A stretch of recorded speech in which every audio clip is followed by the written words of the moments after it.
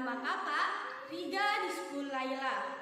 Kali ini kakak akan menceritakan sebuah dongeng yang berasal dari Provinsi Nusa Tenggara Barat, tepatnya di suku Sasak. Nah, tujuan kakak bercerita di sini yaitu untuk memenuhi salah satu tugas mata kuliah, yaitu Pendidikan Bahasa dan Sastra Indonesia. Adapun judul cerita yang kakak angkat di sini yaitu Legenda Gunung Rinjani. Alkisah, pada zaman dahulu kala berdirilah sebuah kerajaan, tepatnya di Pelabuhan Lembar, yaitu Kabupaten Lombok Barat. Nah, kerajaan ini sendiri bernama Kerajaan Tuan, di mana kerajaan ini dipimpin oleh seorang raja yang bernama Raja Datu Tuan. Nah, adik-adik, Raja Datu Tuan ini memimpin kerajaannya dengan sangat bagus, di mana rakyat mereka makmur. Tapi adik-adik, Raja Datu Tuan ini merasa sangat sedih. Karena apa? Karena pernikahan raja dengan permaisurinya, yaitu permaisuri Dewi Emas, belum juga kunjung dikaruniai anak. Sampai usia mereka sudah beranjak tua. Lantas siapa yang akan meneruskan tahta mereka, meneruskan kerajaan mereka, kalau mereka sendiri tidak memiliki anak? Raja pun berkata, "Istriku Dewi Emas, maafkan aku jika ini menyakiti hatimu. Bolehkah aku meminta sesuatu kepadamu?" "Iya suamiku, Raja Datu Tuan, mintalah." "Sudah lama kita tidak dikaruniai seorang anak. Takutnya kerajaan kita tidak memiliki penerus. Aku minta maaf istriku. Bolehkah aku menikah lagi?"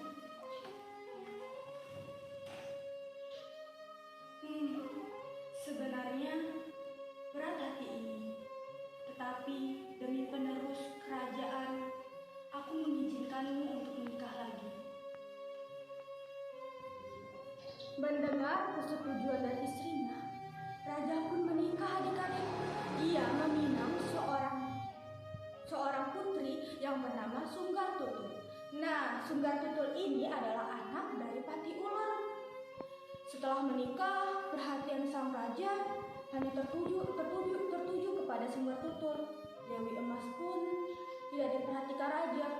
Dewi Emas merasa sangat sedih, tetapi dia selalu sabar. Tak lama kemudian, dari kesabarannya itulah Dewi Emas mengandung. Dewi Emas merasa sangat senang. Berita Dewi Emas mengandung itu pun terdengar ke telinga Sunggar Tutul.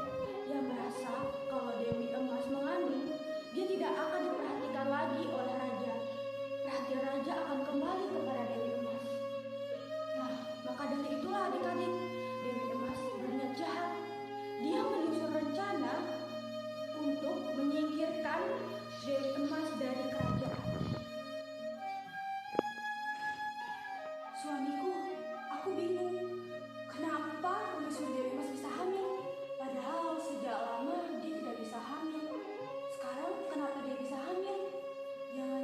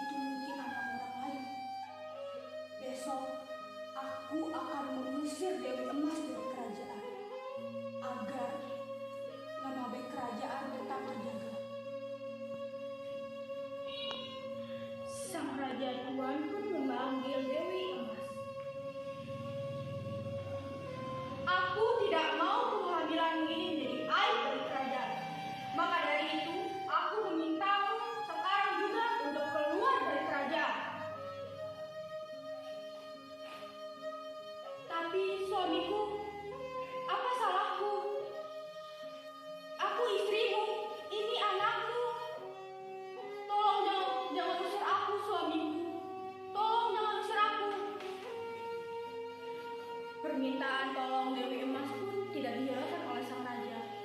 Ia meminta prajurit untuk mengeluarkan Dewi Emas keluar istana. Nah, adik-adik, setelah menempuh perjalanan jauh, Dewi Emas pun sampai di sebuah gili. Ia bertemu seorang nahkoda. Ia pun menceritakan semua ceritanya kepada nahkoda itu. Nahkoda itu pun membawa Dewi Emas ke Bali. Waktu pun berlalu.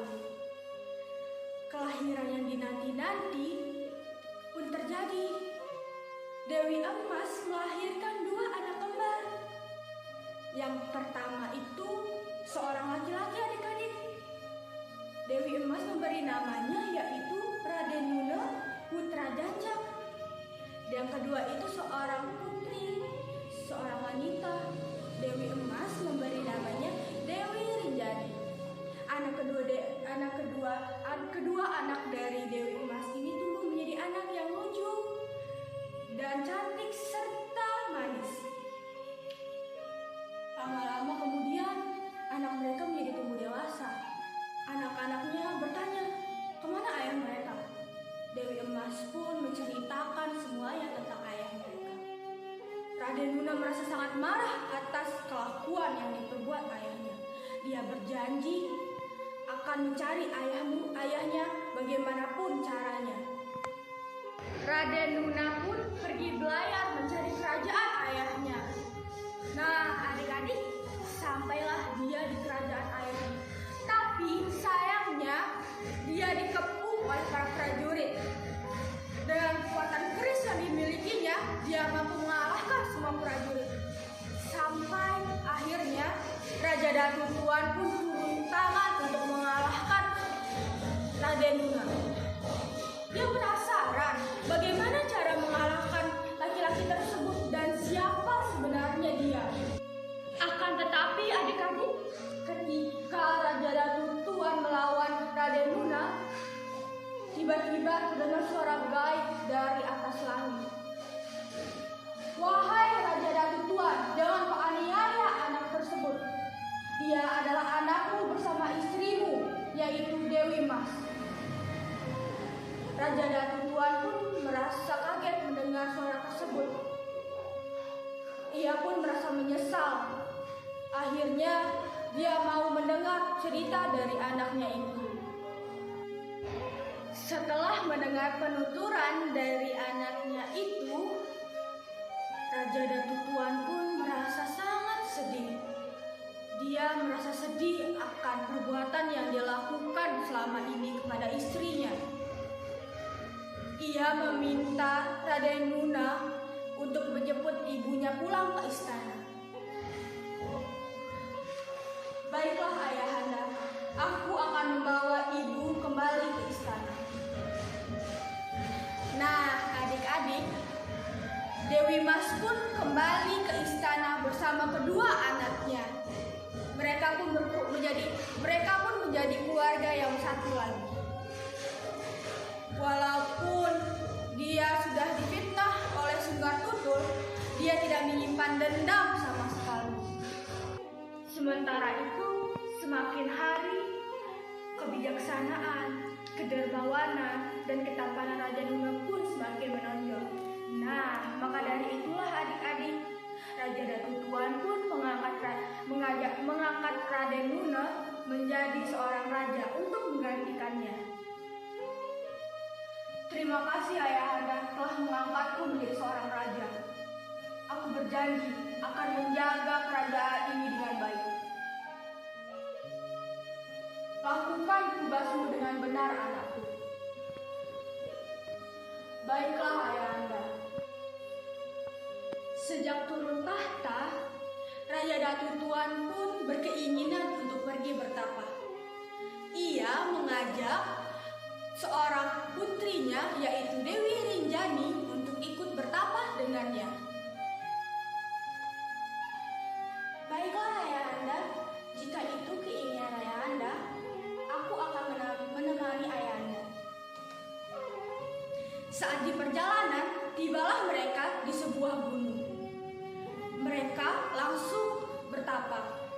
Tapi justru saat sedang bertapa, Dewi Anjani atau Dewi Rinjani malah dijadikan ratu atau diangkat menjadi ratu oleh jin-jin yang ada di gunung tersebut, adik-adik.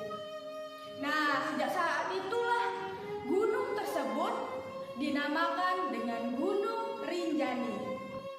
Bagi masyarakat Pulau Lombok, khususnya suku Sasak dan suku Bali, Gunung Rinjani adalah tempat suci dan tempat berkumpulnya para dewa.